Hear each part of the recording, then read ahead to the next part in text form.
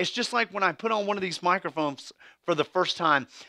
I didn't say, hey, listen, I'm not going to put on one of these babies until I know exactly how it works. I need to understand how the frequencies work. I need to understand how the sound works and the speakers and those kinds of things. I just put it on and went. Why? Because I chose the undeniable over the unexplainable. I went with that. I knew it would work, even though I didn't know how it worked.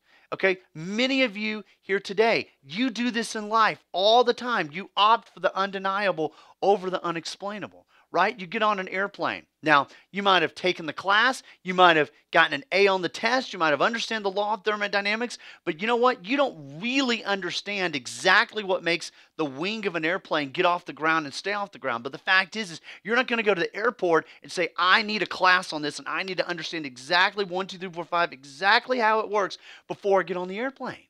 Because you've chosen the undeniable over the unexplainable. And for many of us, even in parenting, if I said to you, here are these key ideas, here's a book, and 100 parents that you know have tried these parenting ideas, and you know when a kid turns 20 that he's going to be great, he's going to turn out great. You know what? You don't even have to understand why all those things work. You just will do it. Why? You're like, I'm on board. I'm jumping in because it's undeniably true and it actually tangibly works. And many times, for better or for worse, we as Americans want things that work even though we can't explain it all. And so this morning, I want to invite you and I want to equip you. Maybe you're an unconvinced person here or a skeptical person here, or maybe you don't even understand that you're an unconvinced person and that you're not a Christian, but you're really not. And maybe you have unconvinced people in your life, and I want to equip you to help you to understand how to interact with those people. And here's my goal for today. I just want to offer an avenue to you that there is a way to begin a followership of Christ, to become a Christian, and you don't have to kind of go through all your obstacles and get all your answers to make that happen. You don't have to kind of get all the doubts taken care of before you cross that line. You don't have to get all the questions answered. Because here's what happens.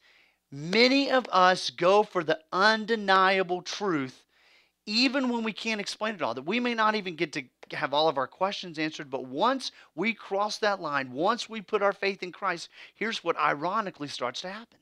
Some of those questions begin to get answered. Some of those doubts begin to kind of go away. Some of those obstacles don't become as many obstacles as we thought they were. Why?